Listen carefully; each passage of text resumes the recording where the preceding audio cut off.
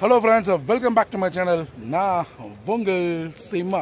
நம்ம பார்த்தீங்கன்னா நம்ம சிக்மங்களூர் எக்ஸ்ப்ளோர் பண்ண வந்திருந்தோம். இப்போ நம்ம சிக்மங்களூருக்கு ஒன்றும் போகலை, ஆனால் சிக்மங்களூர் போகிற வழியில் இருக்கக்கூடிய மிக முக்கியமான இடங்களை பார்த்து வந்துட்டு இருக்கோம். இப்போ நம்ம வந்து எங்கே இருக்கு அப்படின்னா ஹலபேடு என்ற ஊருக்கு வந்திருக்கோம். இந்த இடத்துல சிவபெருமானுக்கு மிக அற்புதமான ஒரு கோவில் கட்டியிருக்காங்க. இந்த கோவிலுடைய பெயர் வைசாலேஸ்வரர் கோவில். இந்த கோயிலுடைய சிறப்பு, இந்த கோயிலுடைய ஸ்தல வரலாறு எல்லாமே நம்ம ஓனா போகும்போது பார்க்கலாம். ஸோ இப்போ இந்த கோயிலுடைய என்ட்ரன்ஸ் உள்ள வந்தாச்சு. Let's go. ஆசன்ல இருந்து ஹலபேடுக்கு 30 கிலோமீட்டர். நீங்க பெங்களூர்ல இருந்து ஹலபேடு வர்றதா இருந்தா 210 கிலோமீட்டர் வரும். இதே நீங்க மைசூர்ல இருந்து ஹலபேடு வர்றதா 150 கிலோமீட்டர் வருங்க. சரிங்களா?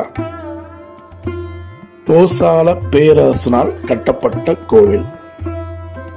போசால பேரரசு நமக்கு எப்படி சேர சோழ பாண்டியரோ அதே போல இங்கு அவங்களுக்கு போசால பேரரசு. இந்த கோவில் யுனெஸ்கோ அது கட்டுப்பாட்டில் இருக்கு. அவ்வளோ அற்புதமான ஒரு பொக்கிஷமான ஒரு கோவில் இது. வாங்க தெரிஞ்சுக்கலாம்.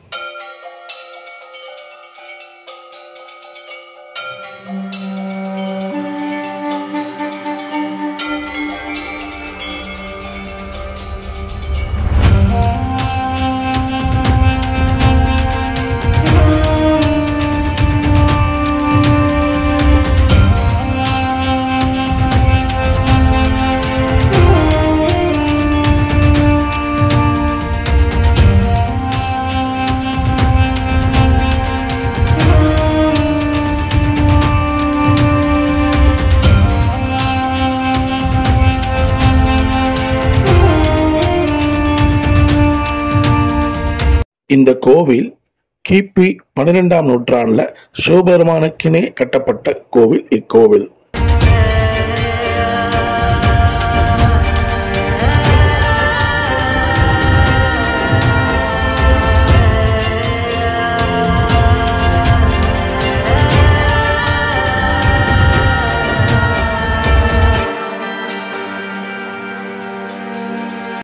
போசாளர்களுடைய காலம் பார்த்தோம்னா கிபி 1000 தொடங்கி 1340 வரைக்கும் அவங்களுடைய காலங்கள் இருந்தது.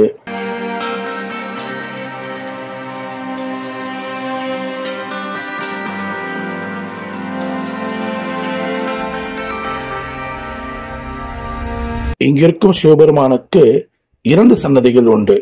ஒரு சிவபெருமானுடைய பெயர் சாந்தலேஸ்வரராகவும் மற்றொன்று கொய்சாலேஸ்வரராக நமக்கு சிவபெருமான் திகழ்கிறார்.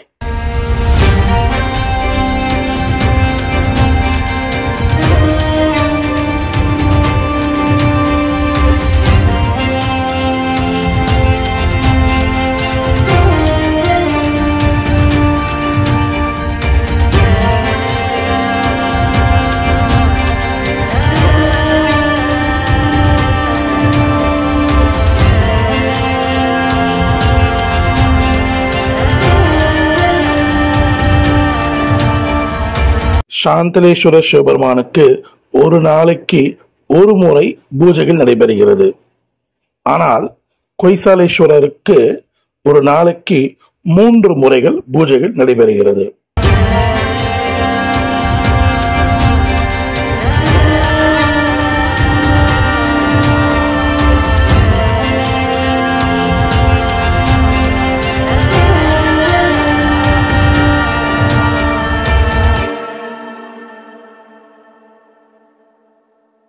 இந்த கோவிலுடைய இந்த சிற்பங்களை பார்க்கறச்சு நான் ரொம்பவே மிரண்டு போயிட்டேன் அப்படின்னு சொல்லணும். ஏன் நீங்க கூட இப்ப இதை பார்க்கும்போது கண்டிப்பா என்னடா எப்படா பண்ணிருக்காங்க அப்படின்ற மாதிரி நமக்கு தோணும்.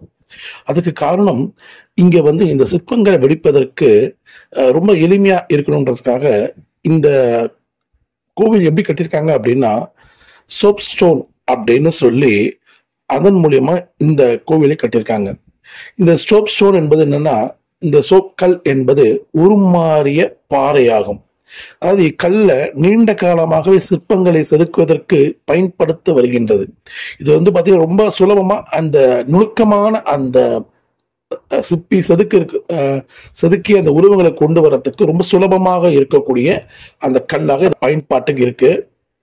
ஸோ அதனால நமக்கு அந்த ஒவ்வொரு அந்த சிற்பங்களும் அந்த ஒவ்வொரு விஷயங்களும் அவங்க செய்யறதுக்கு ரொம்ப சுலபமா இருந்திருக்கு அப்படின்றது நமக்கு தெரிய வருது.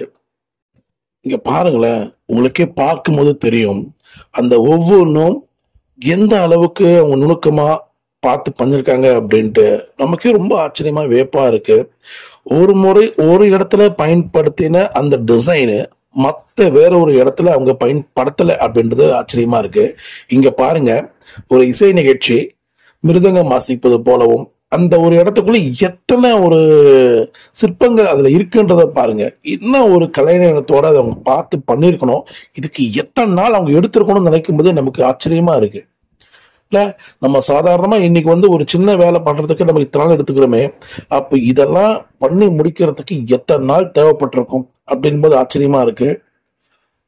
வாங்க அப்படியே பார்த்துக்கிட்டே போலாம். பார்க்க பார்க்க ஆசையா இருக்கு எனக்கு. அங்க பாருங்க, குதிரை படைகள் கொஞ்சம் சேதம் அடைஞ்சிருக்கு.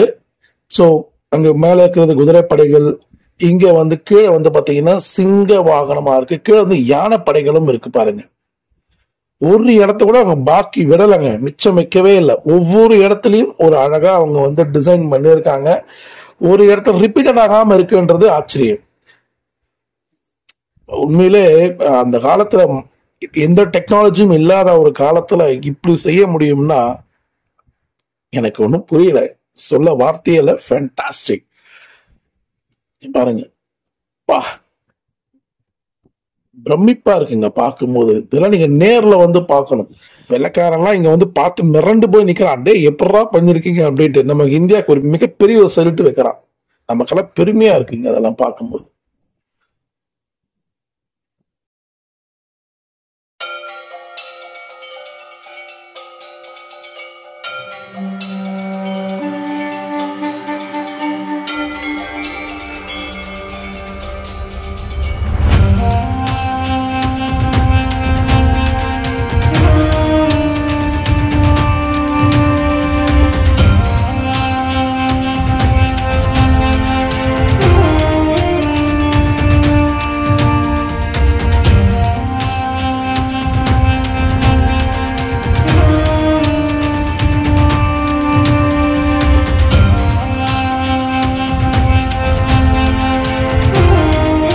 சிவன் பார்வதியும் சேர்ந்து அந்த மாடு மீது அமர்ந்திருப்பது போல ஒரு அமைப்பு. அந்த சிற்பங்களை சிற்பி விளையாடி இருக்காருன்னு சொல்லலாம். எவ்வளவு நுணுக்கங்கள் இருக்கு அப்படின்னா, அந்த மாட்டுக்கு கால்ல வந்து பாத்தீங்கன்னா சிலங்கை இருக்கு பாருங்க. அதே போல மாட்டு கொம்புக்கு அந்த கண்ணு பகுதியில ஒரு ஒரு டெக்கரேஷன் பண்ணியிருக்காங்க. அதே மாதிரி மாட்டு கழுத்துல பாத்தீங்கன்னா ஒரு செயின் மாதிரிலாம் பண்ணியிருக்காங்க. நான் சொல்றது எந்த அளவுக்கு இப்ப நீங்க வீடியோ மூலமா பாக்குறது உங்களுக்கு தெரியும்ன்றது தெரியல. நீங்க நேர்ல வந்து பாக்கணும். சாமி கையெடுத்து கும்பிடலாம் போல இருக்கு அவங்கள. எவ்வளவு மெனக்கெட்டு இருக்காங்க தெரியுங்களா? சான்ஸே இல்லைங்க. Oh my God. நான் சொல்றது இவ்வளவு பெரிய கோவில்ல ஒரு சின்ன பகுதியை மட்டும் நான் சொல்றேன். இந்த சிவன் பார்வதி சுற்றி எத்தனை சிற்பங்கள் இருக்கு பாருங்க.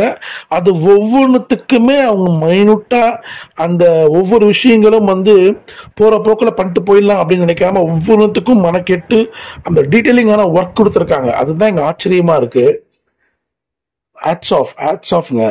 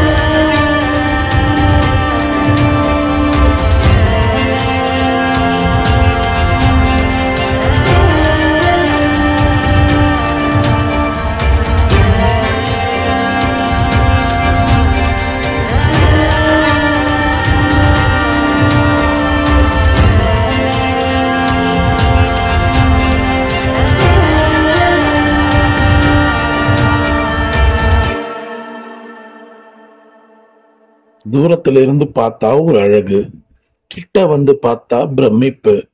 என்னடா இப்படி ஒரு நுணுக்கமா ஒவ்வொரு சிலையிலுமே அவங்க செதுக்கியிருக்காங்கன்னு நினைக்கிறச்சு ஒரு ஆச்சரியம் அப்படின்ட்டு நம்ம சொல்லிக்கிட்டே போகலாம். அப்படி இருக்கு இந்த கோவில்.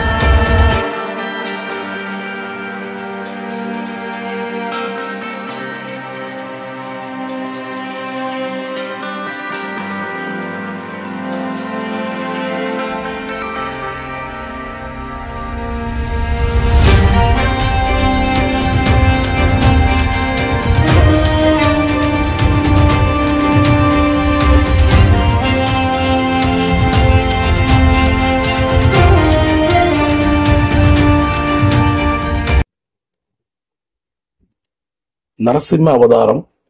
பா, இன்னும் ஒரு கோவத்தோட அந்த இரணை கசப்பை மடியில போட்டுக்கிட்டு தன் கை விரல் நகத்தால அந்த கிழிச்சு எடுக்கிற காட்சி தத்ரூபமா கொண்டு வந்திருக்காங்க பாருங்க. இன்னும் ஒரு திரும்பவும் அதை தான் நான் சொல்ல வரேன். ஒரு ஓவியத்துல வரைகிறது கஷ்டம்னா இந்த மாதிரி செதுக்கிறது அதை விட ரொம்ப கஷ்டம். அல்டிமேட்டா பண்ணிருக்காங்க. ஒவ்வொரு சிற்பங்களும் ஒரு ஒரு கதையை சொல்லுது. இங்க பாருங்க, கீழே லைனா வரிசையா ஒரு சின்னதா இருக்கு. தூரத்துல இருந்து பாக்கறச்சே நமக்கு இப்படித்தானே இருக்கு. இப்ப நான் இதவே நான் கிட்ட கொண்டு போறேன், எப்படி இருக்குன்னு பாருங்க. அந்த சின்ன விஷயத்துக்குள்ள எத்தனை சிற்பங்கள் இருக்கு அப்படின்றது உங்களுக்கு தெரிய வரும் இல்ல. பாருங்க என்ன சிற்பங்கள் பாருங்க. எனக்கு தெரிஞ்சு இது ஒரு கடவுள். சோ அதுக்குள்ள எத்தனை விஷயங்கள், எத்தனை சிற்பங்கள் இருக்கு, ஒரு கதையே இருக்கு. நம்ம சாதாரணமா சொல்லிட்டு போறோம், ஒரு அற்புதமான ஒரு ஸ்டோரி அதுல அடங்கி இருக்கு. இந்த கோவில் முழுக்க இருக்கக்கூடிய ஒவ்வொரு சிற்பங்களுக்கும் ஒரு கதை இருக்கு அப்படின்றது உண்மையானது. ஏன்னா சாதாரணமா அவங்க செதுக்கிட்டு போறதுக்கு என்ன விஷயம் இருக்கு. சோ ஒவ்வொன்றுத்துக்குமே ஒரு ஸ்டோரி இருக்கு. அததான் நீங்க ஒரு கைடு எடுத்து நீங்க பார்த்து தெரிஞ்சுக்கிட்டீங்கன்னா உங்களுக்கு யூஸ்ஃபுல்லா இருக்கும். ஸோ இந்த மாதிரி கோவிலுக்குலாம் நீங்க வந்தீங்கன்னா டைம் பாட்டுக்கு போய்கிட்டே இருக்கும்.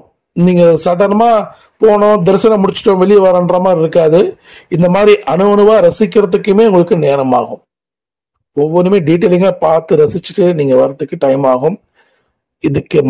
இதுக்கான நேரத்தை கொடுத்து நம்ம இங்க நேரத்தை செலவு பண்றது மஸ்ட்.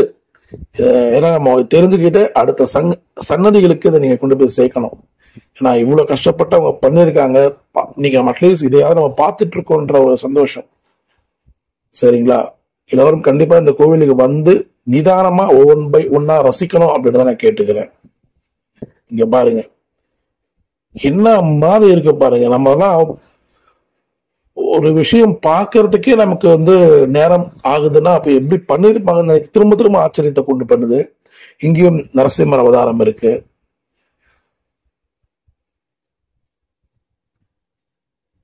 அல்டிமேட்டா இருக்குங்க.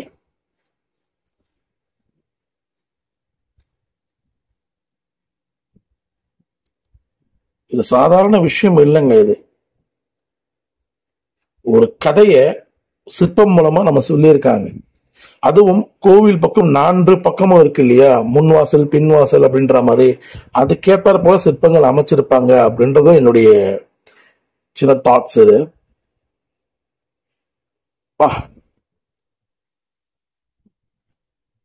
எது எப்படி இருந்தாலும் இந்த கோவிலை வந்து சுபமான தரிசனம் முடிச்சுட்டு ஒரு நிதானமா ஒரு விஷயங்களை பார்த்து தெரிஞ்சுக்கணும் அப்படின்றது என்னுடைய ஒரு ஆசை.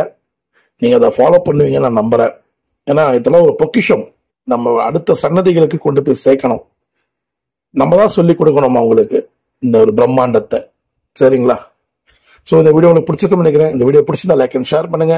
நம்ம சேனலை முதல் முறையை பார்க்குறவங்க நம்ம சேனல் சப்ஸ்கிரைப் பண்ணி பக்கத்துக்கு பெல் அடிச்சு விடுங்க. பார்த்தா நான் போகிற வீடியோஸ் எல்லாமே உங்களுக்கு நோட்டிஃபிகேஷன் சேரும். சரிங்களா? அடுத்த விழாவில் பார்க்கலாம் friends. See you. Bye bye.